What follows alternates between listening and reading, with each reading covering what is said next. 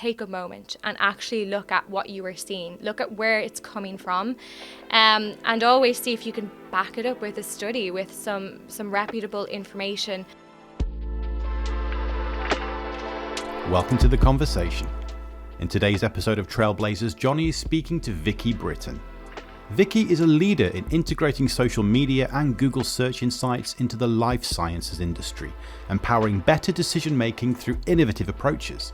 With over 6 years of expertise in social media intelligence, Vicky has a proven track record of delivering actionable insights for clients across pharma, tech, and finance.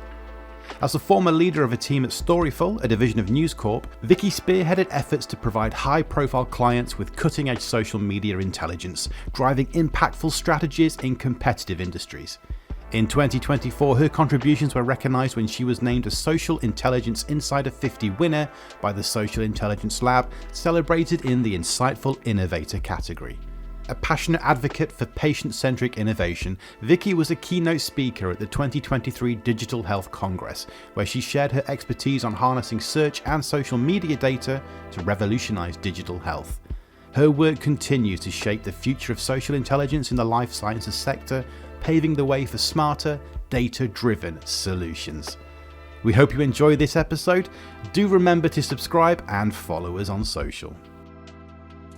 So with people using social media more and more to find information, obviously the challenge that comes with that is that you can't always, as a patient, verify the quality of that information. What's the role that governmental organisations, pharma and other bodies can play in helping patients discover the right information? Yeah, so I think from a government standpoint, I think it is working with the social media platforms and giving guidance to people regarding healthcare information. So it's not a case where patients should be, looking at something like ADHD, which is trending online, and then believing that they have it. It's to use it, to learn from it, and then to go to their healthcare providers with the information that they've been, exposed to. And to better navigate, diagnosis and treatments using this information. And it all comes back to media literacy as well. So it's just making sure that people are equipped to discern what is useful as opposed to what might be quite promotional. I think that patient associations can also help here as well. A lot of the times they will endorse certain influencers across certain therapeutic areas, so that I think that they can help. But I think ultimately it's going back to people and giving them the skills to discern, useful information from promotional information, and also on the platforms themselves, on the government, on the healthcare industry as a whole, to give proper guidance around the best ways to utilize it, and also make sure that this is being communicated via the platforms themselves, right? Because people are going to the platforms to get this information. So it could be a label, it could be like a pop-up that they do, so that the people are constantly being reminded of that, like how to best utilize the information that they're being exposed to. How can people equip themselves with a little bit more digital literacy and media literacy? Yeah, so there is a framework by Michael Caulfield, which is very, very useful. So it's basically to stop, to identify the source of information, to find better material and to trace. So it's basically called SIFT. So it's great because it basically just tells people, like, take a moment and actually look at what you are seeing, look at where it's coming from, and always see if you can back it up with a study, with some reputable information. Any stats, any quotes, investigate those. So I know it's a bit of work, but it's just obviously not the case where, people should see, a certain treatment being spoken about online by a certain influencer and just take that and say, I need to go and get this. It's really to kind of critically think about the information that you are seeing and to use it and learn from it. But to really investigate it in a bit more detail. I know people aren't doing that, but well, I think it applies no I think it probably applies to more areas of your life than just healthcare. I think a lot of the stopping, identifying where that information's from, find the original source. I think that would be something that is a real asset for many areas, not just in terms of like healthcare and consumption of social. With regards to patient advocacy and how the patient can empower themselves with the knowledge that they've got. So obviously we've just spoken about how government institutions or other bodies can help guide and provide a framework of some sort for ensuring the quality of that information. But what's some of the impact that you're seeing in terms of patients becoming more aware of groups and organisations that can help support them with some of the things that they might be going through social media? Yeah, I think it's really interesting. So in psychology, there's a thing called hot and cold states, and it's to do with information processing.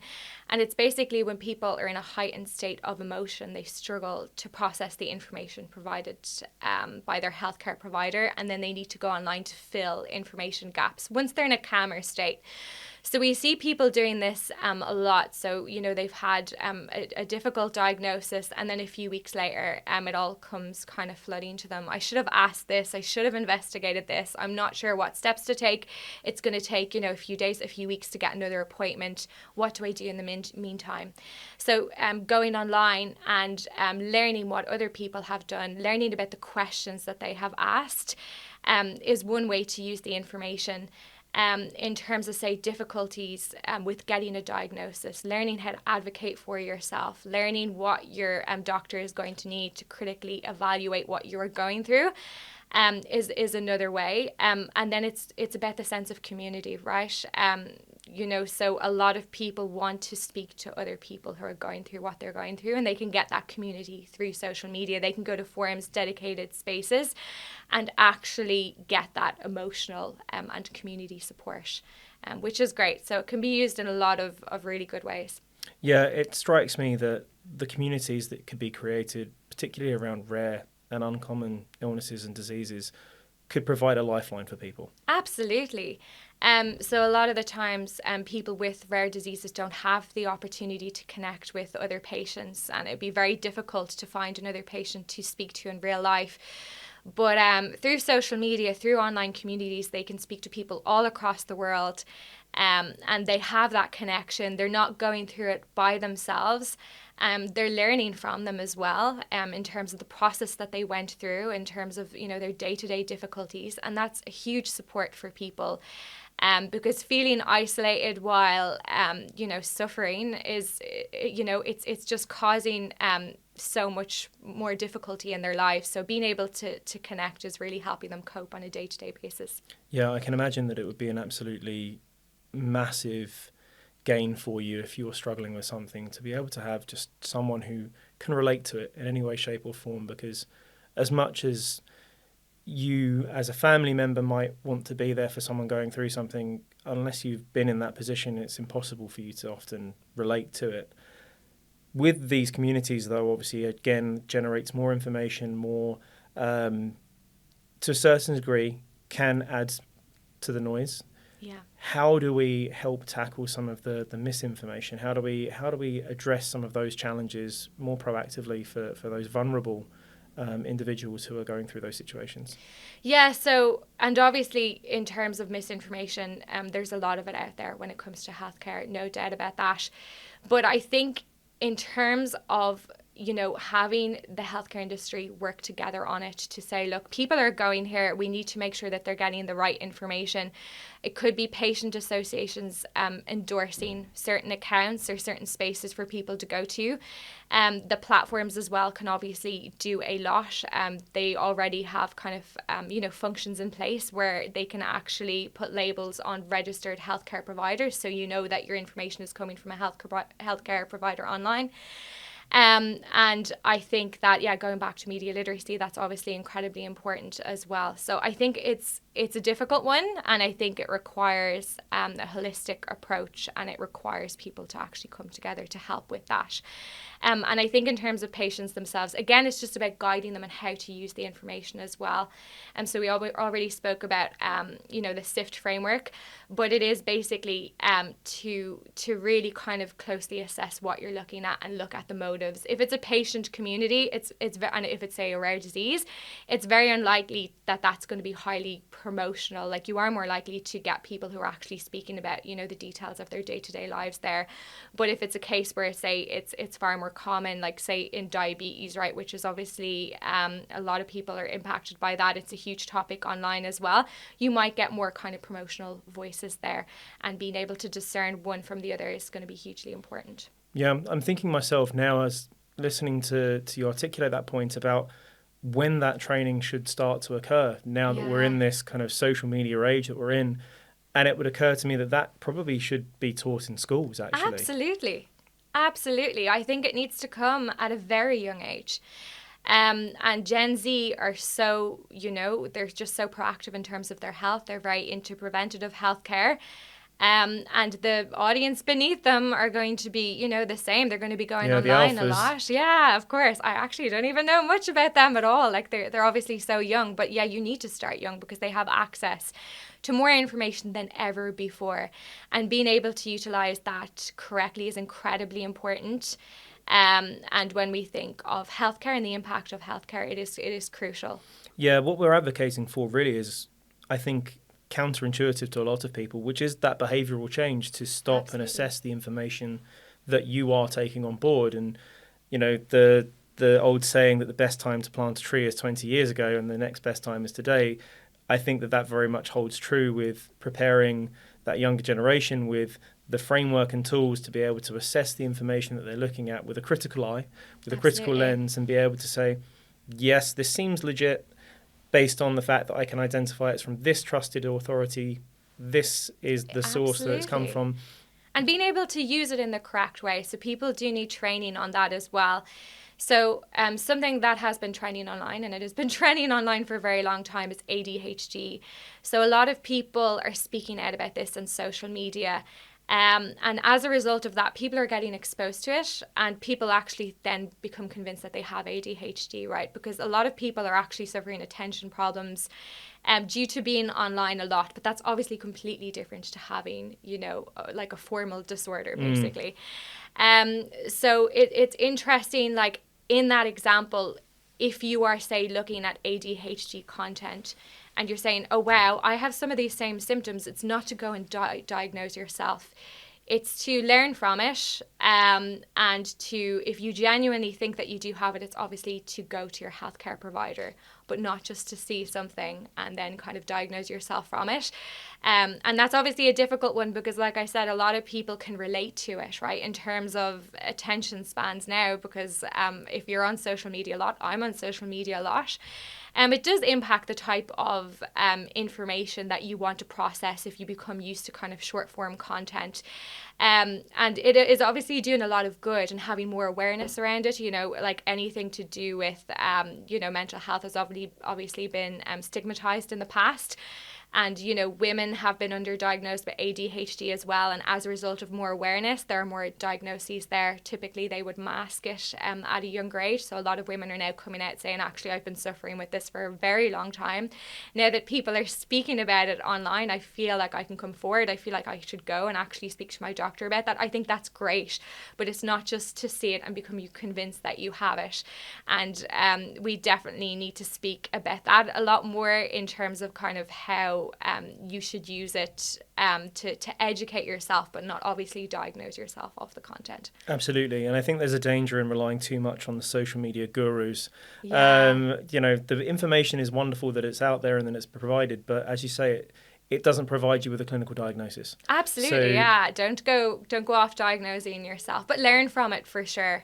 I mean, there are a lot of people who have sought a diagnosis based off learning more about the symptoms and speaking to people from their past to say, look, have I always been like this? You know, have I always suffered with my, you know, lack of attention span? Impulsivity for, you know, like the different symptoms. So critically thought about it and then went and then actually gotten a diagnosis based off that. But I think that we need to be, you know, a bit careful. So I think obviously the positives in terms of, you know, destigmatizing mental health, that's fantastic. In terms of some of the great advice, the practical information, connection, community, wonderful. Self-diagnosing yourself should not happen based off you being exposed to social media. Like, learn from it, use it in the correct way. It can really benefit you. But the healthcare provider at the end of the day will provide that diagnosis. And yeah. And I think that's really interesting, because actually it occurs to me that probably those voices that are worth listening to would be echoing that sentiment in the first place, you know. Oh, absolutely, yeah. As they give that information, the first thing that you would probably hear them say is, this is by no means something that you would use to inform a clinical diagnosis. Please go and see your healthcare professional if any of the topics that you're affected by that we're going to discuss are things that you would identify with, and get a formal diagnosis. Absolutely. And it all comes back to discerning the information you're being provided with, and the person communicating that as well. And that's when it becomes very obvious. I mean, if a certain product is being pushed over and over again, you know, you need to be very critical in your evaluation of it. But there are definitely influencers out there. And yeah, going back to ADHD, I've seen a lot of HCP influencers actually who have ADHD diagnoses themselves, and saying to people, look, it's very, very important that you get critically evaluated. Here's what to expect if you go down that route. Here's how they will evaluate you. And giving them the tools, but saying, look, don't diagnose yourself based off my content. It's not for that. It's for people who are going through it. It's coping mechanisms, it's education, but it's not so you can just go and get that self-diagnosis, because it's not going to help you in the long run either. Yeah, absolutely. And I think that another area that this has really come into play and has come to the fore is in women's health. Absolutely, yeah. I think it's been hugely important in women's health, which has been underfunded in terms of research for a very long time. And there has been so much stigma, right, in the past around even something as simple as period pain. People not even saying that term.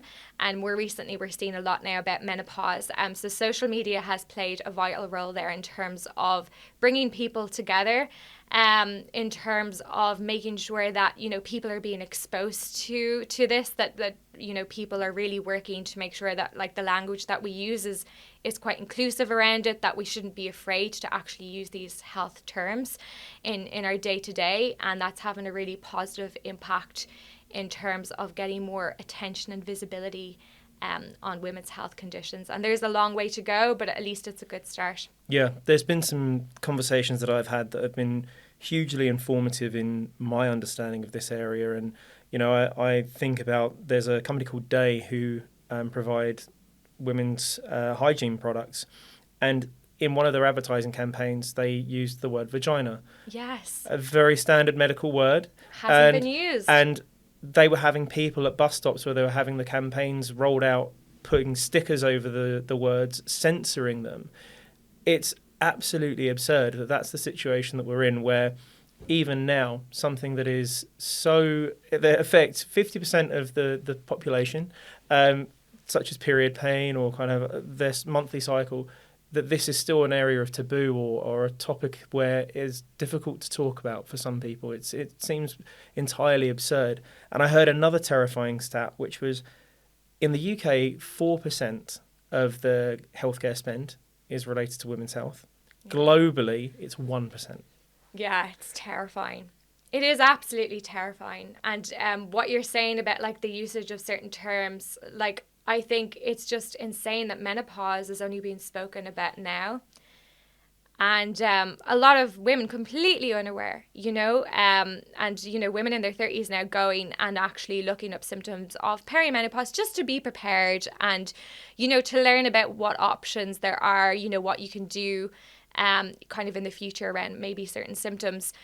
But I can't believe it's taken so long for us to get here and to be afraid of using, you know, words that we should be using every day in relation to our health.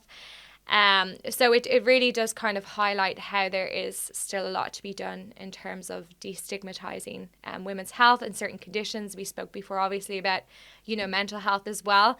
I think social media is for sure helping with that.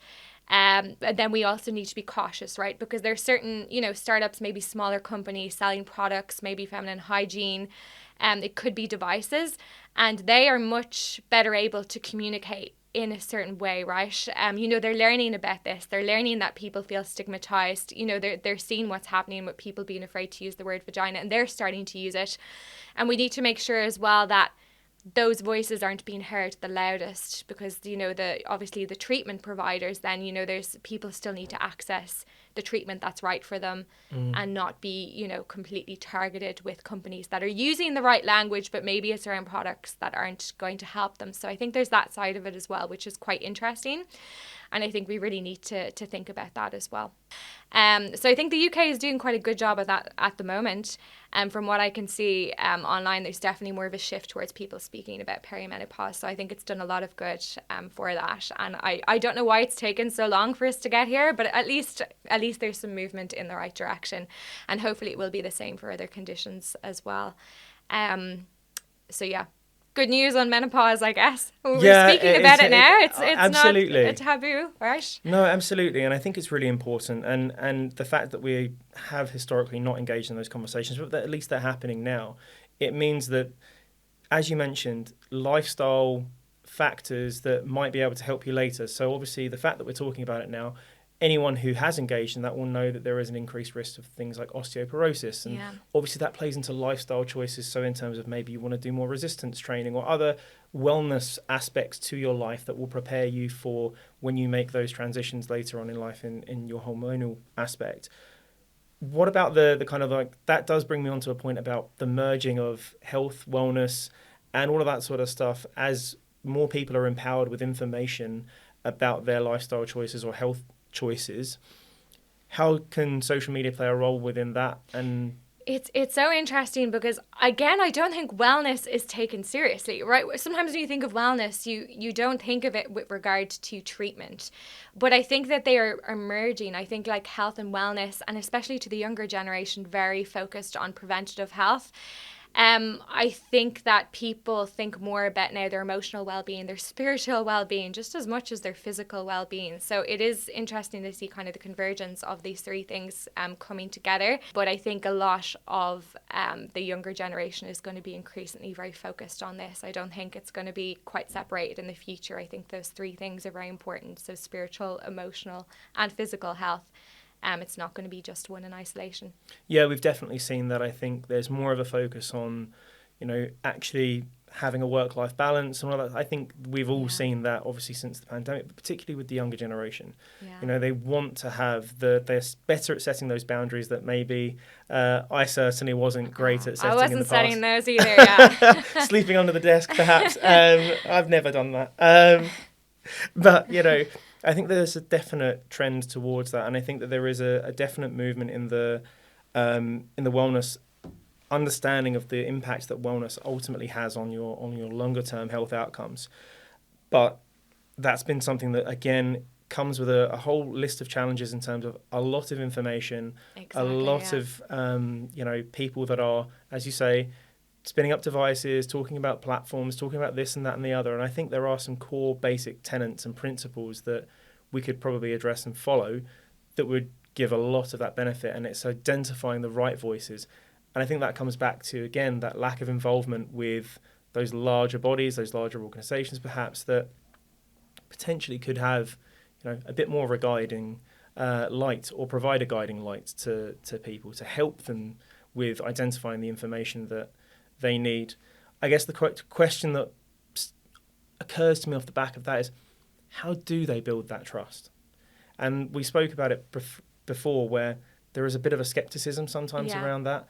Mm-hmm. How do they build that trust? I think that, so people who are doing quite a good job at this, HCP influencers online, right? Because I think they are really good at kind of bridging the clinical aspect with the emotional aspect and communicating with empathy and demystifying medical concepts.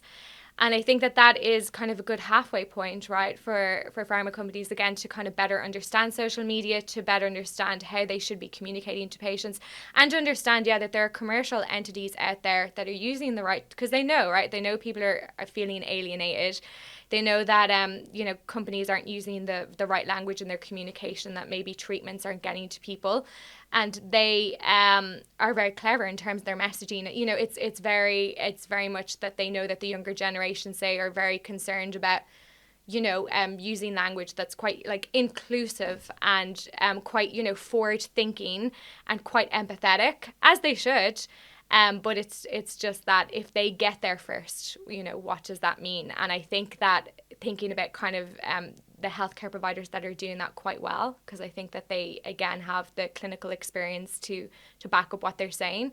I think that they could be looked to as a starting point for how to kind of bridge that gap. Do you think there's more appetite for the kind of more traditionally? I think one of the things that occurs to me is that with those healthcare providers giving that knowledge, a lot of the time they're not dumbing down these concepts. They're actually really explaining them in quite a lot of detail. Are you seeing through the research that you're doing and the work that you're doing a little bit more of an appetite for that level of detail in the content that people are consuming? I think so, because I think that as people become increasingly health conscious and with the abundance of information online, I think that those voices from healthcare providers are going to become more prominent and even more trusted. So I think there is definitely appetite for it. And I think, fair play to those doctors, going on TikTok, going on these platforms and actually breaking things down in simple ways for patients and breaking down barriers. And I think that's definitely a good starting point for companies who are looking to kind of learn a bit more and to understand the disconnect between healthcare providers and patients and understand what people are doing to try and bridge that a lot more. Yeah, and that was going to be my next question, actually, was... Great, got there first. Yeah, you did. I was going to say, how could social media be used as a tool to bridge the gap between patients, HCPs and healthcare systems? Because it does occur to me that there is, we all talk about reaching people where they are in any sort of communications. Yeah. And more we're online, more and more we're on social. And so as patients, it occurs to me that seems a natural place for healthcare systems, healthcare professionals, and others. Absolutely. To communicate with them. I think it's to learn from it and to understand who is doing it quite well. And I think that we are increasingly becoming focused on people and personalities as opposed to companies themselves. And I think there are definitely going to be, across all therapeutic areas, there are going to be some standout voices who are connecting with patients in a great way. And I think there's a lot to learn from them. And like I said, fair dues for the doctors willing to go in there and be trailblazers and bridge that gap when companies aren't maybe doing that as much at the moment. Yeah, over the next short, medium and long term time horizons, what do you hope to see? What are you excited about? Yeah, so again, I think that there is a lot of great information out there that isn't being correctly utilised. So again, I would like to see it being used more. I would like to see kind of companies, again, kind of connecting with some people and learning from them and figuring out how to better connect with patients, how to better communicate and empathise with people. So I think kind of being open to it will be great. And I think in the long term, it goes back to what we were speaking about earlier. I think if there was more guidance for people on how to utilise it to actually advocate for themselves, to get great information and use it in the correct manner, I think that would do people the world of good. Yeah, and I know that we touched on it.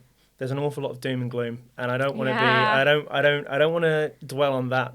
What I want to ask you about is actually what you're hopeful about with these, with the utilisation of this technology. What gives you the most amount of hope for the future with patients and their healthcare outcomes? Well, I think it's like when it comes to just people having access to more information than they've ever had before and being more informed. And when it comes to healthcare, it's expediting the diagnosis process because they're more informed about what it is and what they need to do. So with that being able to advocate for themselves, it is just about like them getting obviously treatment much faster. It's about getting help much faster at the point when they actually need it, as opposed to having to wait or having to jump through hoops.